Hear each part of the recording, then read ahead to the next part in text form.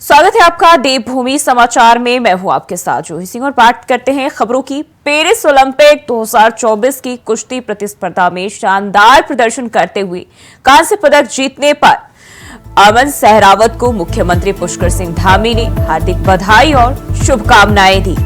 उन्होंने कहा कि आपकी कठिन मेहनत, समर्पण और खेल के प्रति प्यार ने आपको इस ऐतिहासिक सफलता तक पहुंचाया है। आपकी इस उपलब्धि पर समस्त देशवासियों को गर्व है।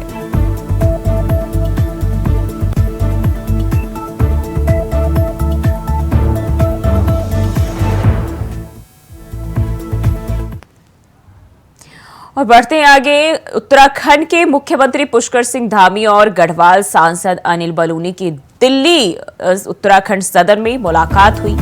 दोनों नेताओं ने राज्य के विकास, अतिवृष्टि के कारण हुई आपदा और राहत कार्यों के साथ साथ कई अहम मुद्दों पर बातचीत की।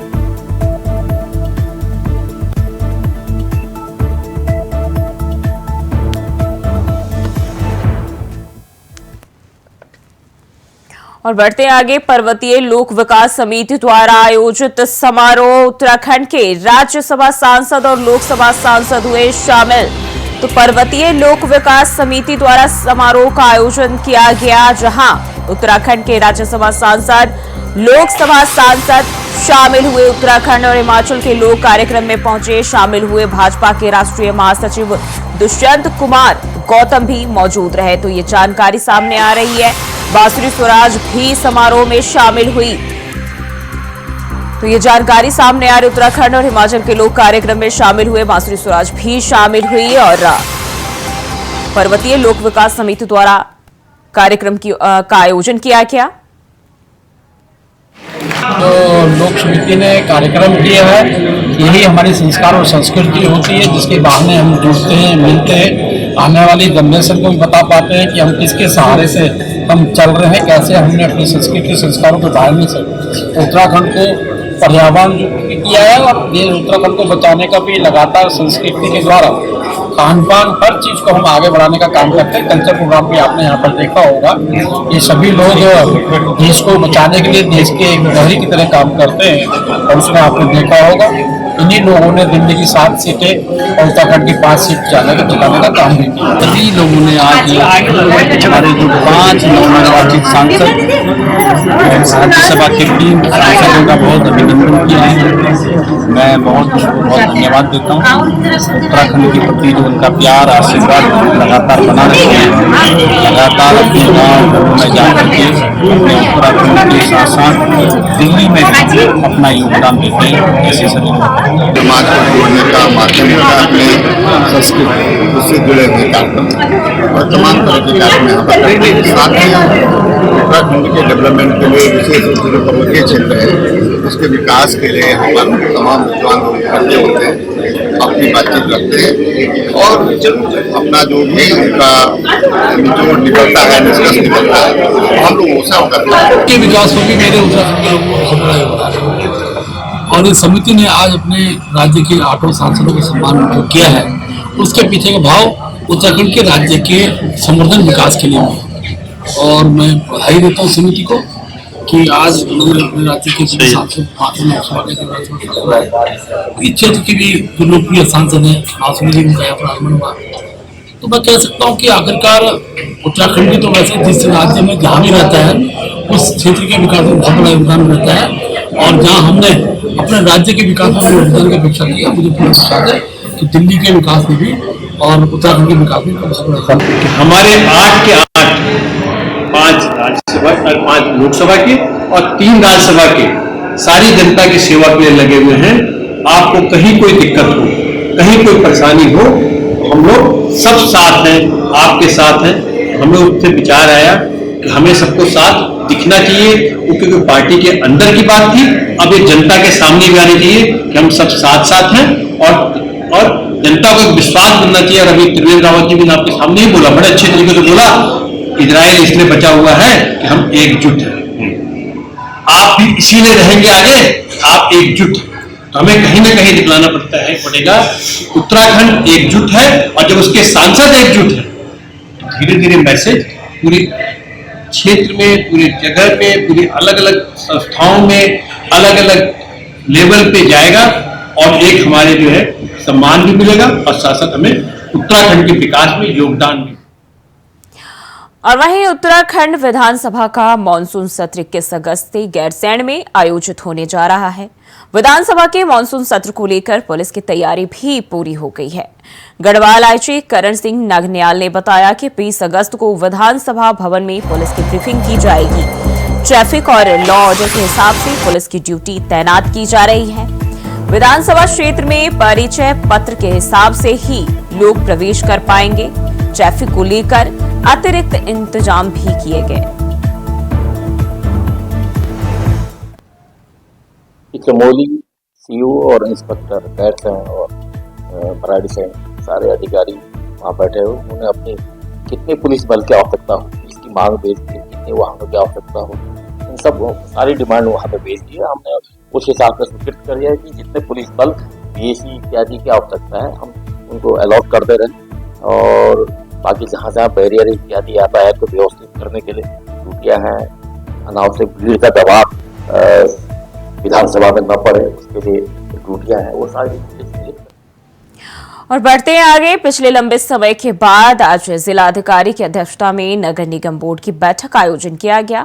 बैठक में रुड़की विधायक भी मौजूद रहे, जिसमें कई प्रस्ताव पास हुए और बजट पर भी चर्चा हुई।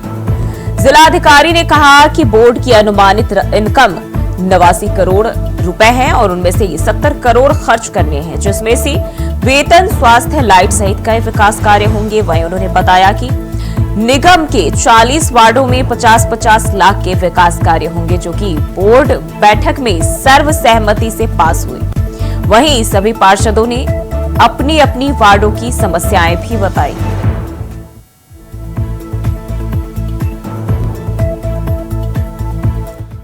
नगर निगम की बोर्ड की बैठक थी, ये 12वीं बैठक है हमारे बोर्ड की। इससे पूर्व बैठक इसलिए नहीं हो पाई कि जो डीएम को पहले अधिकृत नहीं किया गया था, तो रिक्वेस्ट के बाद अधिकृत किया गया कि हम लोग बोर्ड की बैठक ले सकते हैं। और जैसे ही हम लोगों ने रिक्वेस्ट भेजी, तत्काल परमिशन भी मिल गई। तो इस बोर्ड की बैठक में ये निर्णय लिया गया कि जितनी हमारी इनकम है, लगभग 89 करोड़ के करीब बोर्ड की जो अनुमानित है, उसमें से लगभग 70 करोड़ धनराशि हम लोग खर्च करेंगे।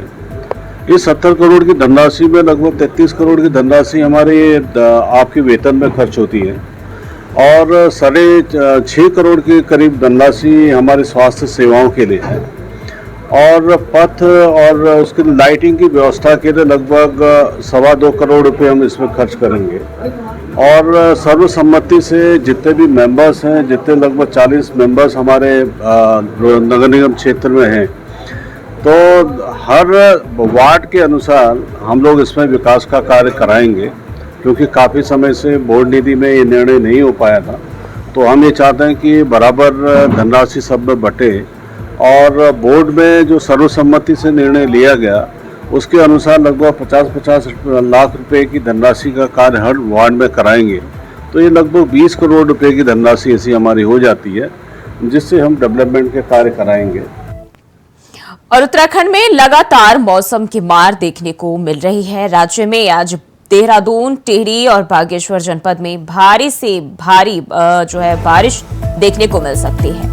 मौसम निदेशक विक्रम सिंह की माने तो उत्तराखंड के अन्य जनपदों में हल्की से मध्यम गति की बारिश देखी जा सकती है। बारिश की जो एक्टिविटी वो बढ़ेगी 10 तारीख को। तो 10 तारीख को मैं ये कहूंगा कि जो भारी से बहुत भारी वर्षा है वो देहरादून, टिहरी और बागेश्वर डिस्ट्रिक्ट में वो दिख रही है कि यहाँ पर जो है इन 3 डिस्ट्रिक्ट में भारी से बहुत भारी वर्षा जो है कल देखने को मिलेगी। इसके साथ भारी वर्षा की बात करें कल, तो जो अन्य हमारे डिस्ट्रिक्ट है हिल्स के, चाहे उसमें उत्तरकाशी है, चमोली है, रुद्रप्रयाग है, या इसी तरह कुमाऊं रीजन में है, पिथौरागढ़ है या चंपावत है, नैनीताल है, और इधर में पौड़ी की भी बात करें तो पौड़ी में भी कल भारी बारिश की जो है संभावना और जगह में भी है, या उधम सिंह नगर में इसमें भी संभावना रहेगी। तो कल अगर देखा जाए तो जो बारिश की एक्टिविटी वो ज्यादा है और भारी से बहुत भारी वर्षा जो 3 डिस्ट्रिक्ट मैंने बोले हैं, जिसमें कि देहरादून है, टिहरी है और इसके बाद बागेश्वर है, तो इनमें वो भारी से बहुत भारी वर्षा रखी गई है। और जो अन्य डिस्ट्रिक्ट हमारे हिल्स में करीब करीब उनमें भी सभी में इक्का दुक्का जगहों में भारी वर्षा वहां पर भी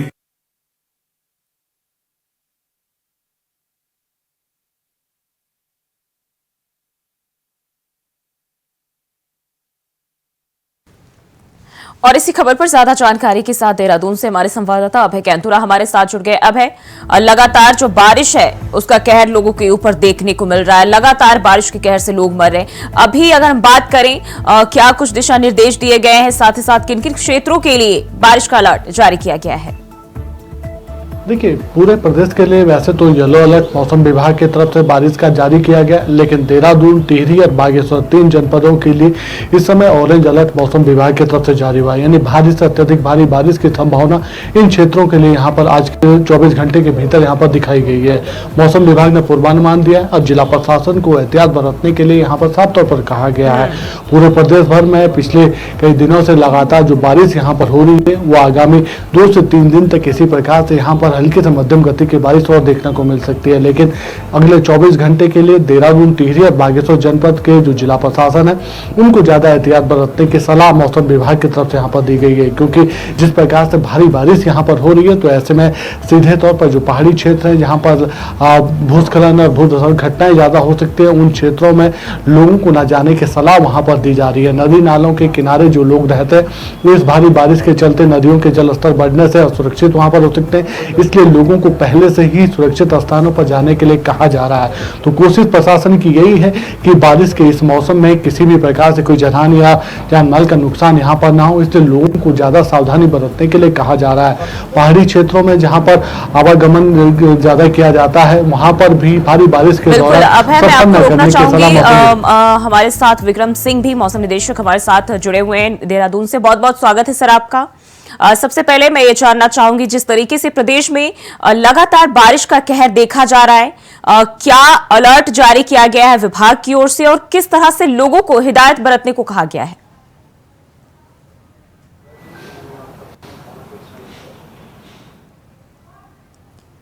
सर, आवाज मिल पा रही है आपको?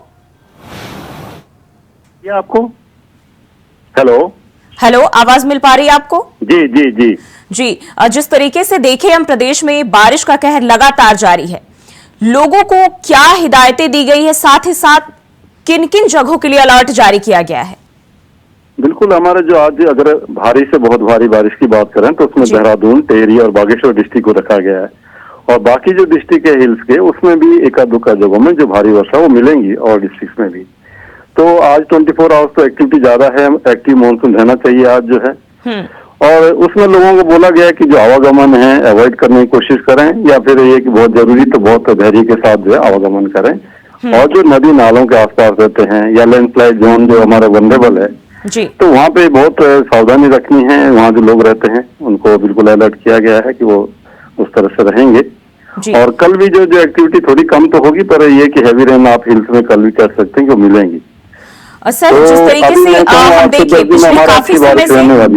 पिछले काफी समय से जो है बारिश हो रही है और अलग अलग तरह की घटनाएं भी हो रही है, लेकिन अभी हम अगर बात करें जो अलर्ट बार बार विभाग की ओर से जारी किए जा रहे हैं, कब तक इस तरह के हालात जो है देखे जा सकते हैं? देखिए, इसमें अगर मैं आपको बताना चाहूंगा कि जुलाई और अगस्त जो 2 महीने हैं ये हमारे पीक के होते हैं रेनफॉल के। इसमें करीब अगर एवरेज रेन की बात करें तो 400 मिलीमीटर जो मंथ में जुलाई में भी मिलती है, इसी तरह 400 मिलीमीटर के आसपास जो है एवरेज रेन जो है अगस्त में भी मिलती है। तो अभी ये 2 महीने तो हमारे को राहत बहुत मिलती नहीं है, इस तरह की जो दिक्कतें वो बनी रहती हैं, और जो लैंडस्लाइड है, चाहे झाड़ गजरों में पानी बढ़ जाना है, तो ये चीजें इस दौरान तो रहेंगी। लेकिन जब सितंबर में जाएंगे तो एकदम आधी हो जाती है इससे रेनफॉल एक्टिविटी, और इस साल भी बीच बीच में मिलेंगी, लगातार बारिश फिर नहीं मिलती है, लेकिन ये 2 महीने तो दिक्कत है जी। अगर हम बात करें जो आम जनता है उनके लिए काफी परेशानी हो जाती है, ऐसे में विभाग की ओर से क्या कुछ कदम उठाए जा रहे हैं, आपकी तरफ से क्या कुछ धरातल पर कदम उठाए जा रहे हैं? बिल्कुल, हमारा तो मैम वो आप देखें तो फोरकास्ट है वो हम लोग दे रहे हैं कि किस तरह की एक्टिविटी कौन डिस्ट्रिक्ट में मिल सकती है और क्या दिक्कत इसकी वजह से हो सकती है। इसके बाद जो आपदा प्रबंधन विभाग है वो स्टेट वाला वो आगे चीजों को देखेगा कि कहाँ पे ज्यादा उनको फोकस करना है, या जहाँ वल्नरेबल एरिया जो वहाँ पे ज्यादा लोगों को अलर्ट करना है, तो वो उनका पार्ट फिर आ जाता है जी। जी, बहुत बहुत शुक्रिया हमारे साथ बातचीत करने के लिए, जानकारी देने के लिए। और लगातार अभय हमारे साथ बने हुए। अभय, जिस तरीके से हमने देखा ये 2 महीने को लेकर खास तौर पर उन्होंने हिदायत दी कि इस समय जो है ज्यादा परेशानी होती है और मौसम की मार लोगों को झेलनी पड़ती है। उत्तराखंड में हमेशा ही मानसून का जब सीजन शुरू होता है तो उत्तराखंड राज्य के लिए बड़े जख्म देने वाला एक मानसून सीजन कहा जाता है। और जिस प्रकार से इस बार भी इस मानसून सीजन में प्राकृतिक आपदाएं राज्य के भीतर आई है, जान और माल का नुकसान पूरे प्रदेश को यहाँ पर उठाना पड़ा है। राज्य सरकार लगातार अपने स्तर पर प्रयास कर रही है कि जो आपदा प्रभावित जो लोग हैं उनके साथ यहाँ पर खड़ा हो जा सके, उनके जो दुख दर्द उनकी समस्याएं उनको दूर करने का काम यहाँ पर किया जा सके, प्रभावित लोगों की हर संभव मदद यहाँ पर की जा सके। जिला प्रशासन को लगातार अलर्ट मोड पर यहाँ पर रखा गया है। जो राहत बचाव की जो फोर्सेज है, चाहे SDRF या NDRF, उनको यहाँ पर अलर्ट मोड पर रखा गया ताकि किसी भी प्रकार से प्रदेश के भीतर जब भी कभी आपदा ऐसी की घड़ी यहाँ पर आए तो राहत बचाव के काम में कम से कम समय वहाँ पर लग सके। लेकिन जिस प्रकार से उत्तराखंड में विषम भौगोलिक परिस्थितियां हैं तो ऐसे में प्राकृतिक आपदाएं जो यहाँ पर आती है उससे जान और माल का बड़ा नुकसान होता है और ये कह सकते हैं कि लोगों को ज्यादा सावधान रहने की आवश्यकता है। मौसम विभाग लगातार लोगों को अवेयरनेस देने के लिए कह रहा है। जब भारी बारिश की चेतावनी जारी की गई है और जिला प्रशासन अपने स्तर पर निर्देश जारी कर रहा हो तो फिर लोगों को ऐसे स्थानों पर न जाने की सलाह दी जाती है जहां पर किसी भी प्रकार की कोई दुर्घटना हो सकती है या कोई भूस्खलन या भूधसाव की घटना वहां पर हो सकती है। लोगों को नदी नालों के किनारों से दूर रहने के लिए कहा जाता है क्योंकि उत्तराखंड में जब भी भारी बारिश होती है तो पहाड़ों की बारिश मैदानी क्षेत्रों में सबसे ज्यादा दुखदायक होती है क्योंकि इस दौरान नदियों का जो जलस्तर है वो बढ़ा हुआ होता है और जल भराव जैसी समस्याएं वहां पर देखने को मिल सकती है। तो लोगों को ज्यादा सावधानी बरतने की आवश्यकता होती है, इसलिए मौसम विभाग की तरफ से और जिला प्रशासन अपने स्तर पर हर चीज को लेकर अलर्ट मोड पर काम कर रहा है, लोगों को सतर्क करने का काम कर रहा है। जी बिल्कुल, अभय बने रहिए हमारे साथ, आगे भी आपका रुख करेंगे और फिलहाल रुकते हैं एक छोटी सी ब्रेक के लिए, फौरन हाजिर होते हैं। और ब्रेक के बाद स्वागत है आपका। बढ़ते हैं खबरों की ओर। दिल्ली दौरे पर सीएम पुष्कर सिंह धामी। सीएम धामी के दिल्ली दौरे का तीसरा दिन आज केंद्रीय मंत्रियों से हो सकती है मुलाकात, तो ये जानकारी सामने आ रही है। दिल्ली दौरे पर मुख्यमंत्री पुष्कर सिंह धामी और उनके दिल्ली दौरे का तीसरा दिन है आज, जहां केंद्रीय मंत्रियों से मुलाकात कर सकते हैं। सीएम ने गढ़वाल सांसद अनिल बलूनी से मुलाकात की है, आपदा को लेकर बातचीत की। मुख्यमंत्री पुष्कर सिंह धामी का दिल्ली दौरा और दिल्ली दौरे का तीसरा दिन, जहां बताया जा रहा है गढ़वाल सांसद अनिल बलूनी से भी मुलाकात की है मुख्यमंत्री पुष्कर सिंह धामी ने, जहां दोनों नेताओं ने आपदा को लेकर बातचीत की, तो ये जानकारी सामने आ रही है। सीएम धामी के दिल्ली दौरे का आज तीसरा दिन, जहां बताया जा रहा है केंद्रीय मंत्रियों से बातचीत करेंगे। तो दिल्ली दौरे पर मुख्यमंत्री पुष्कर सिंह धामी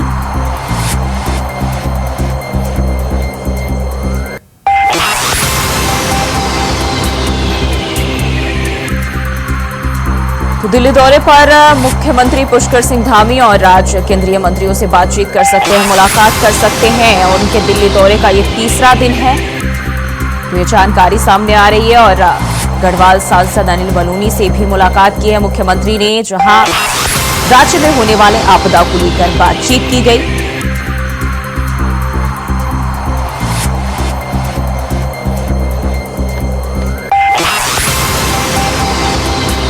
गढ़वाल सांसद से सीएम की बातचीत, मुलाकात और आपदा को लेकर काफी बातचीत की गई है, कई मुद्दों पर बातचीत हुई है। और वहीं बात करें तो केंद्रीय मंत्रियों से भी मुलाकात करेंगे मुख्यमंत्री पुष्कर सिंह धामी। उनके दिल्ली दौरे का तीसरा दिन,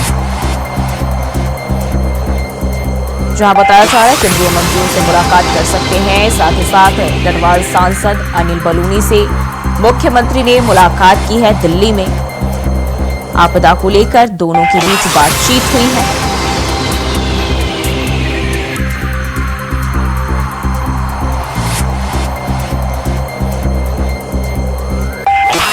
सीएम धामी के दिल्ली दौरे को लेकर यह जानकारी सामने आ रही है। दिल्ली दौरे का यह तीसरा दिन है। गढ़वाल सांसद अनिल बलूनी से मुलाकात की, साथ ही साथ बताया जा रहा है कि कई केंद्रीय मंत्रियों से मुलाकात कर सकते हैं, तो ये अहम जानकारी सामने आ रही। दिल्ली दौरे पर सीएम पुष्कर सिंह धामी और दिल्ली दौरे का ये तीसरा दिन, जहां केंद्रीय मंत्रियों से मुलाकात कर सकते हैं।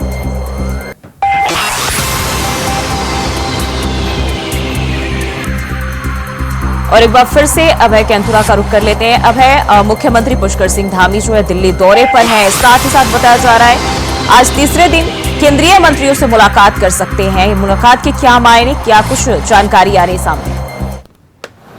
जी बिल्कुल, मुख्यमंत्री पुष्कर सिंह धामी का दिल्ली दौरे का तीसरा दिन है और आज उम्मीद ये कर सकते हैं कि मुख्यमंत्री पुष्कर सिंह धामी की तरफ से केंद्रीय मंत्रियों से मुलाकात वहां पर हो सकती है। उत्तराखंड राज्य में जिस प्रकार से प्राकृतिक आपदा का कहर यहां पर देखने को मिला, राज्य को जान और माल का नुकसान यहां पर हुआ, तो ऐसे में केंद्र से जो आर्थिक मदद की आवश्यकता इस समय उत्तराखंड राज्य को है, उस आर्थिक मदद पर पैकेज देने की मांग उनकी तरफ से की जा सकती है।